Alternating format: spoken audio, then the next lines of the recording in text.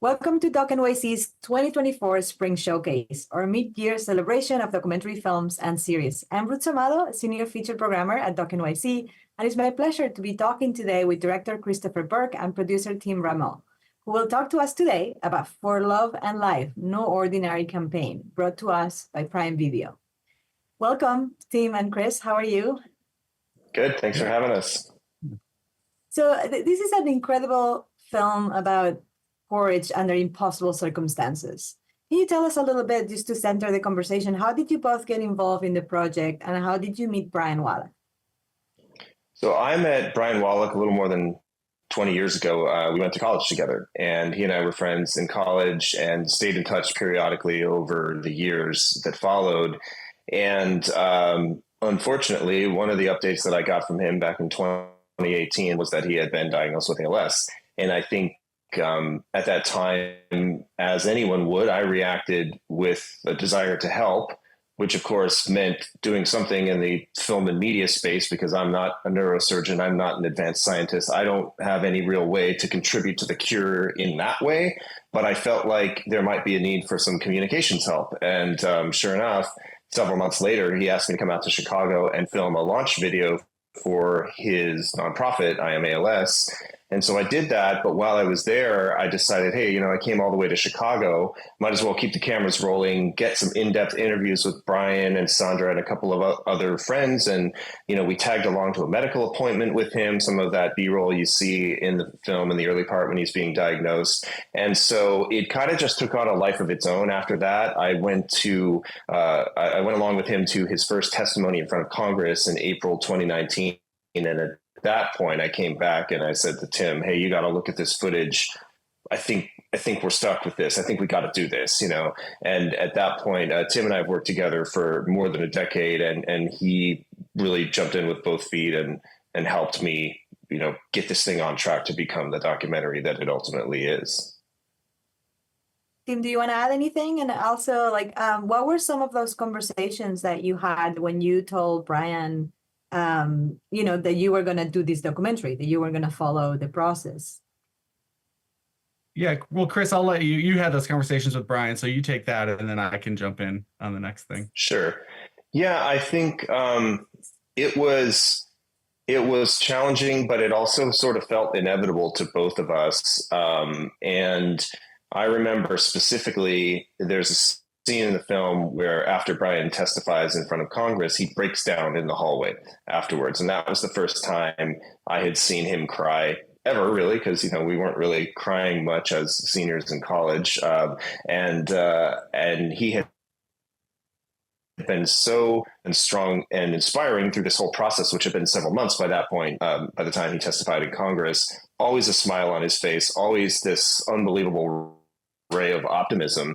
And he just lost it in that hallway after the Congresswoman Rosa DeLauro had said the very kind and touching words that she said. And it was just me and him alone in the hallway. And I'm there with the camera and a little gimbal walking backwards down the hallway, praying that I don't trip and fall. And at the end of the hallway, Brian's just standing there sobbing. And I said to him, I feel really bad right now. Like I should be putting down this camera and giving you a hug. And he just looked at me and he said, no, this is the job that you need to do. And we kind of just nodded at each other. And that was that, and I think he knew in that moment that as a friend and a person who cared about him, I was there for him. But working in documentary, sometimes being there for someone takes on a really different form.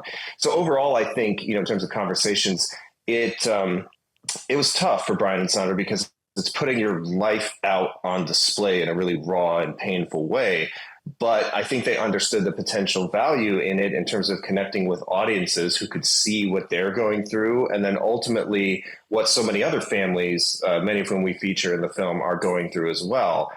So they're young parents, and then you have people in the film who are older and who are younger, and, people who like one of our patient friends, Gwen, who was 32 when she was diagnosed, had just gotten married. And then ultimately, her dreams were completely changed because of this. And so we wanted to bring a lot of stories into it.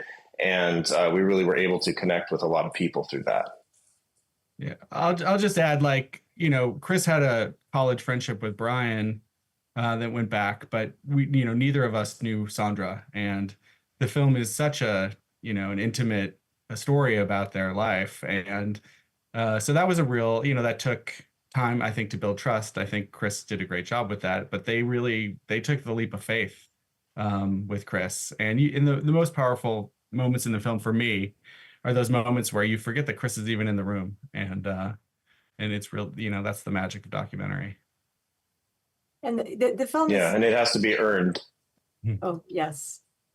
So let's follow up with this conversation in the sense that the film is like at least 3 films, but one of them is really this epic love story because it's such a beautiful example of like caregiving and just what a beautiful relationship. And I love the way, I mean, and now it makes sense that you are a friend because their love story is told with that very, very intimate, beautiful montage of footage from their blossoming romance, their wedding pictures, their relationship. You see them dancing, skiing, that joy of a beautiful young couple just coming together and working together.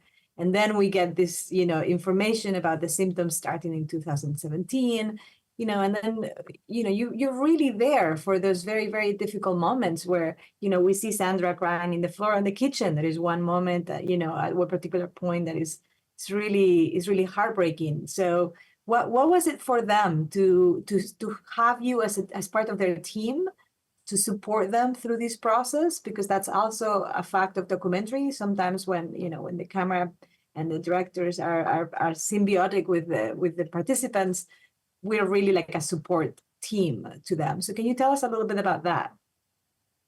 Well, one thing I'll just You go ahead with that. Yeah.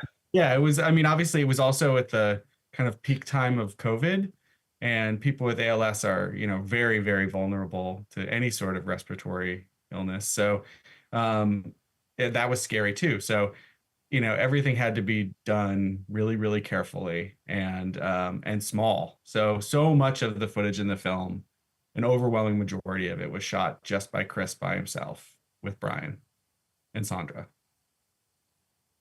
And then I should also add to that they shot things themselves too, because I couldn't be there with them all the time. And actually that moment of Sandra crying on the floor in the kitchen, somehow she had the presence of mind to turn her phone on at that moment, because I had told her repeatedly, hey, I can't always be there. Things are going to happen. And it's really, really important to capture these moments. And it might be horribly painful, but in order to tell this story in a truthful way, that's part of it. And so kudos to both of them for managing to do that as well. Because that emotional connection with them is really important for us to really deeply care about learning, about ALS. So can you tell us a little bit about what did you know before about this illness and, what it meant for people's lives, and what have you learned today? Yeah, I knew almost nothing before. I remembered the Ice Bucket Challenge as a social media phenomenon from several years ago. I had heard of Lou Gehrig. I knew he died of a mysterious neurodegenerative disease, but that was about it. I didn't really even understand the difference between what ALS does to motor neurons versus some of the degeneration that happens in the brain in other diseases where it will have more of a cognitive effect. So now I know a lot. I know a lot for a person who isn't a doctor or a scientist, right? And I've managed to somehow bring it up in conversation surprisingly quickly with almost anyone I meet, because it's just such a fascinating thing, and obviously in a really difficult way, but the progress of the science and the way that we're starting to understand the disease and its interconnectedness to other neurodegenerative diseases is really interesting. And I think for me, that's the most, I don't know if exciting is the word, but one of the most intriguing parts is finding out that ALS is much more closely related to things like dementia, Alzheimer's, Parkinson's than we had previously known. And obviously there's a lot of brilliant scientists out there across the world who are working on this problem day and night. And one of the really inspiring scenes that we have is when they're in Times Square celebrating.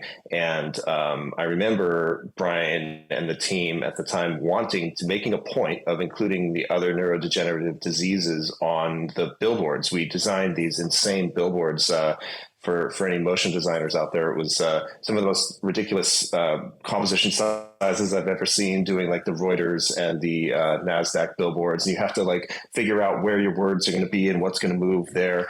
But it was really indicative of the community, because what they did was not only made it about ALS, but also about Alzheimer's, Parkinson's, Huntington's, multiple sclerosis, and I think drew in recognition from a lot of the broader community that, hey, you know, we really are all in this together in a way that we maybe didn't quite understand. Absolutely. And also another aspect of the film that is really fantastic is that it's a great film about organizing for change and how to go about it. It actually shows you how to organize a movement, like, you know, people being interviewed on TV, knocking on doors, you know, doctors, experts, you know, people that will send emails and calls, you know, trying to get funding. Like, tell us a little bit about crafting the narrative around their activism agenda, but also, you know, the progression of this difficult work that they give us, like almost like a blueprint of how to do something really well. Yeah, I'll say a little bit, and then Tim, you should add also. One of the really interesting things that IMALS has done is they have, in fact, published an open source playbook. It's called the Organizing Playbook of how to organize for any movement, because that's the key to this. Is it's a movement. It's not just a one-time thing. It's not just one inspiring person, although obviously Brian is incredibly inspiring. It's been about bringing in those other people and getting people excited to knock on the doors, to make that phone call, to, you know, make that documentary, to do whatever you can to help this cause. And so I think that has been really, really cool to see how they've shared that knowledge. And in that organizing playbook, they recount their failures too. Not everything is perfect. Not everything works on the first try, but this is really the ultimate example of this community banding together and pushing things forward in a way that, you know, everyone can contribute. Yeah, I'll just add that when Chris and I first talked about the film, you know, we talked about what should be, you know, what the stories that it needed to tell, right? And obviously, we knew it was going to be about Brian and Sandra and their struggle and their relationship and their love. But what made this film, I think, unique and special was what they were doing, right? Which was organizing this fight and building this movement. And so we knew that had to be a big part of the story. And there's been other films about people with ALS that are incredibly moving, and but there's never been a story quite like this told, because no one has ever done a movement like this before with ALS. And also, it's a very successful story to capture, because they did manage to build an incredible campaign and raise so much funds and like even change legislation. So can you tell us a little bit about what was at stake at that point, you know, with the camera being present, you know, and having to like talk to politicians and senators and, you know, and like giving testimony? Was there any challenges in going along with them through this process? Chris, Yeah. Wouldn't you say the biggest challenge was figuring out when the movie was over? Like it was exactly that, because success, you know, and it was like, oh, this could be a good ending, and then there'd be another fight coming up. Yeah, definitely. And you know, we had previously thought that we were going to end it with the final testimony that they do in front of Representative Anna Eshoo and her committee, where they get the standing ovation, which was just an amazing moment. But then, as we continued to edit, the bill passed, and so it became ultimately this like, holy crap, you know, like not only did they give this really moving testimony that brought Congress to its feet cheering, but Congress actually did something, you know. And I think you know, the United States government is often the subject of some doubt, to put it mildly, in terms of the functionality of Congress from a lot of people in this country. But I think, you know, it's a pretty beautiful example of what can be done when you have this virtuous cycle, as Dan Tate from the film calls it, where, you know, advocates speak to their representatives and really make them understand where they're coming from. And those representatives help push legislation through. And then they get tons of love and thanks from the community for making that happen. And it makes them want to help again. And the community feels emboldened that they can, in fact, enact change if they get it in front of the right people in the right sustained way.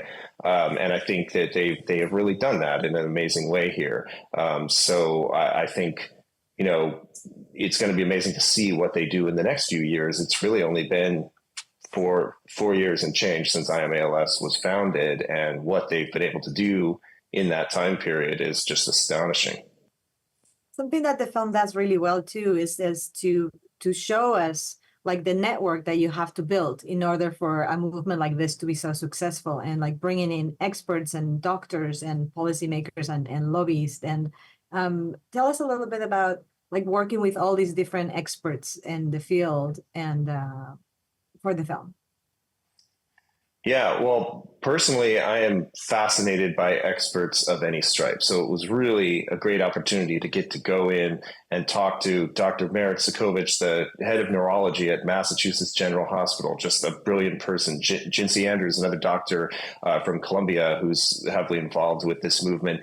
I love smart people who excel in their field, and whether it's doctors or scientists or some of these political activists, just listening to people talk about what they've learned and how they're employing it in this fight is really enlightening for me. And it's actually one of the reasons why I like this work, because, you know, you can only do so much in one lifetime in this world. But if you get to meet people from across all these different spectrums of careers and focus, you can really get a window into a lot of the amazing work that's going on. And I just find it really, really exciting. So, Chris, you were telling us about working with the different experts in the field, and one of the surprises in the film is also that we get to speak to President Obama, and you got to speak to Zuckerberg. So, can you tell us a little bit about talking to these incredible humans, and you know, and like their passion for the project? Yeah, definitely. I mean, I think, as Brian and Sandra would say, and have said on many occasions, the ethos of the "we can do it" mindset that they got from the Obama campaign and the White House is what really formed the spark that became the flame here of what they're doing. That's how they came up, and that's how they came up in the world. That's how they see the world, that together change can happen. And so President Obama was very visibly moved by hearing this story and following. You know, he's followed it closely. The Obama Foundation has retweeted and done various different stories about IMALS to just sort of highlight how much of the president's legacy is being carried on by these people doing what they're doing. So that was really great to see that he took, I think, I don't know if he used the word pride, but he said, you know, he's very proud of these people like Brian and Sandra and other people who are alums of his administration who have gone on to continue to do good work. And then as far as Mark Zuckerberg and Priscilla Chan, they were on board really early, and they, you know, their whole foundation, the Chan Zuckerberg Initiative, is a very science-focused group that is trying to cure, manage, or prevent all disease within the next 100 years. That's their big, audacious goal. And they are putting their money where their mouth is in terms of funding initial research and all sorts of cutting edge, bleeding edge science that really can't be done without the support of a giant organization like that. Priscilla Chan is a pediatrician by training. And when we talked to her in her interview, she was very emotional, remembering patients that she had had and how she, as a doctor, had learned things from patients by really talking to them, really getting to know what they're going through, instead of necessarily always being so prescriptive. Oh, here's the answer. She made a really big point of the fact that, you know, it's important for healthcare providers and scientists to listen to the patients, and that's one of the big through lines of this film, that the patient voice has to play a really critical role in the development of solutions for these kinds of diseases. Team, anything you want to add? I just think it was nice that Chris had the presence of mind to have President Obama FaceTime Brian and Sandra at the end of his interview for really just for fun, and then we ended up using that in the movie. And we were talking about this before, Chris. This is such a beautiful moment because the film ends in such a beautiful high note with this conversation and the mutual admiration of these three wonderful people. Tell us a little bit about that last call. Yeah, it was fun. We had pre-planned it so that Brian and Sandra's caregiver knew that we were going to be calling, and she had the iPad ready, and the president was completely up for it. He was like, "Oh yeah, that's good, that's good." And of course, you hear the joke in the credits of why didn't you name at least one of your children Barack, which is like off the cuff. Of course, he didn't script that line; he just came up with it. But it was just really great, and I do not regret the choice to use up 30% of my very limited time with him to do that FaceTime call, because I think it just brought a lot of joy to everyone in the moment, and fortunately, that was something we were able to share with audiences by including a little bit in the end credits. There is also really beautiful moments with other families affected by ALS portrayed in the film, like Mike Timbura, Gwen Peterson, Juan Reyes, Sandy Morris. Tell us a little bit about why it was so important to work with other families and other people that were going through the journey with ALS, and how was it working with them for the film? Well, I'll just say, like, broadly, one of the things we've been talking about here is how the film is a story about building a movement, right? And you don't have a movement without lots and lots of people doing different things. And so I think it was important to us to include other family stories, not only to share like the breadth of types of people who are afflicted with ALS, which is everyone, but also to show in building a movement, all of these stories are kind of being lifted up. Yeah, definitely. And I think, we've talked a lot about how this is in some ways multiple movies in one, with one of the biggest threads being a love story. It's a love story between Brian and Sandra, certainly, but it's a love story for all of these families. When you hear Nicole and talk about Mike and what he meant to them, it's hard to get through. It was hard to get through those interviews. It's hard to get through talking about it to this day, or Gwen talking about, what it was like to go from planning your wedding to searching for clinical trials for a terminal disease. It's horrible, and it's grossly unfair to the people who are affected by this, but this is kind of the way the world works, unfortunately. And so I think including all those different stories was really, really important to show, as Tim said, that it can affect anyone, anytime, anywhere. But I also wanted to show that the power of that love that those families have for one another, whether it's Juan continuing to smile in the face of this disease and cracking some of the best / worst dad jokes that anyone's ever heard. Great guy. Or Gwen taking the time out of her schedule to sit and talk about this disease that has completely changed the trajectory of her life. There's a lot of wonderful people, and I'm happy to have met so many of them. And we've talked a little bit about you being right now like on the end tail of your festival campaign and doing a lot of screenings. Tell us a little bit about how do you hope to achieve with the release of the film? How does it fit in with the larger, campaign that I Am ALS is building? And how can viewers get involved?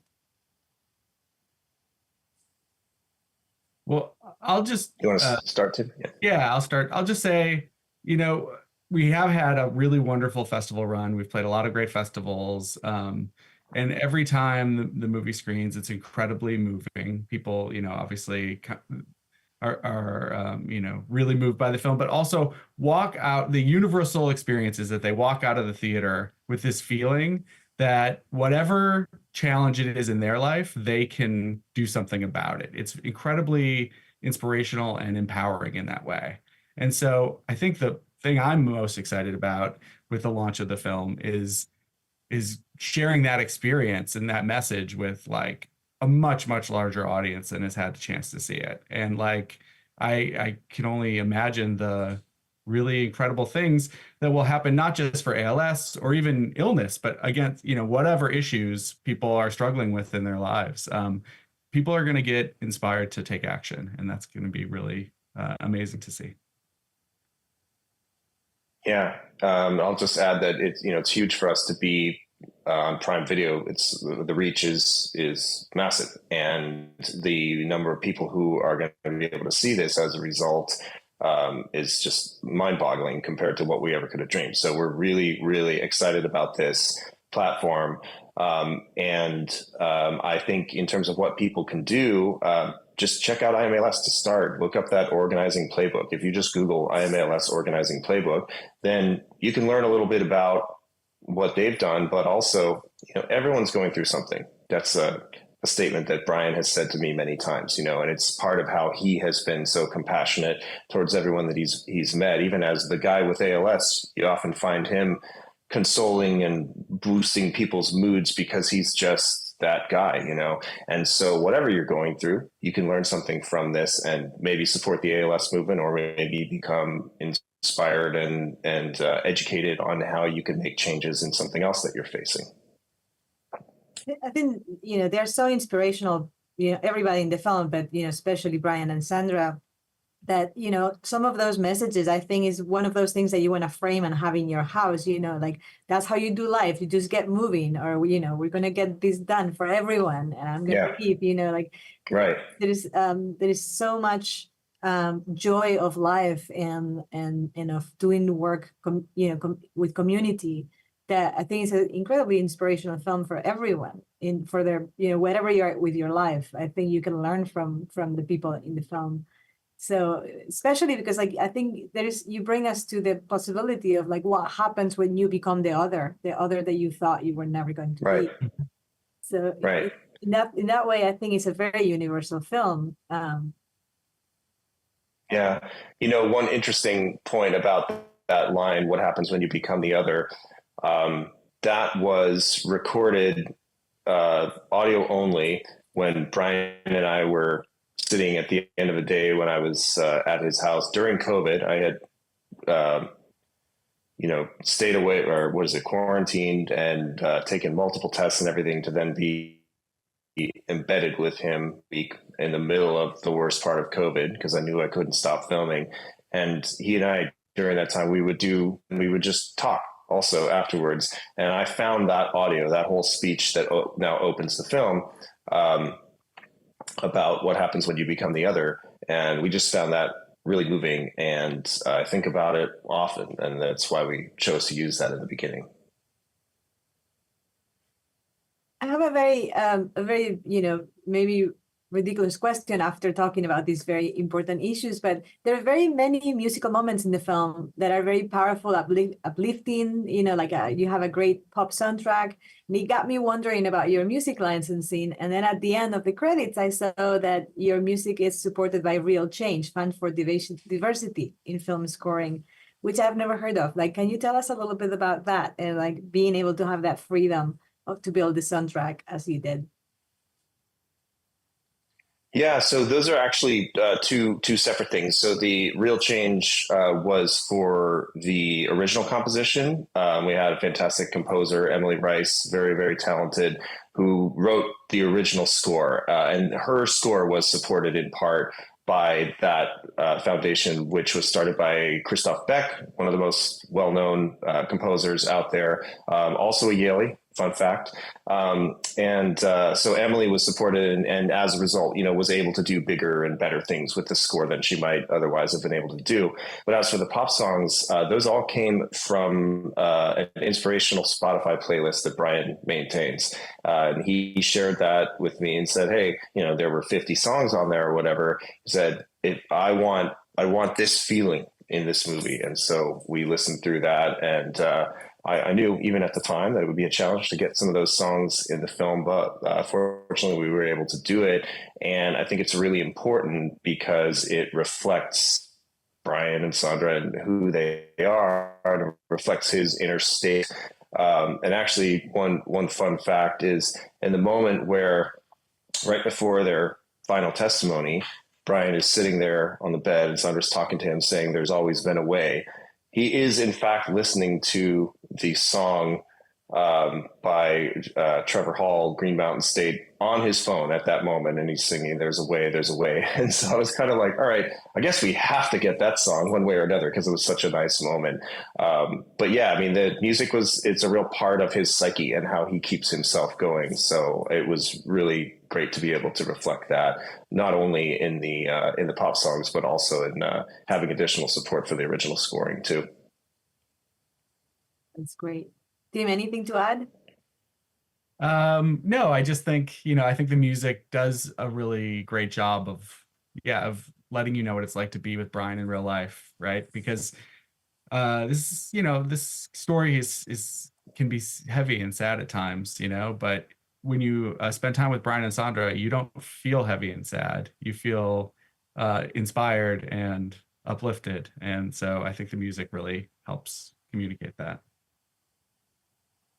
Well, I'm so sorry, but this is all the time that we have today. But it was wonderful speaking with you both, Chris and Tim. Thank you so much for bringing this wonderful, wonderful story to us. Thank you, everybody, for watching at home, and thank you to Prime Video.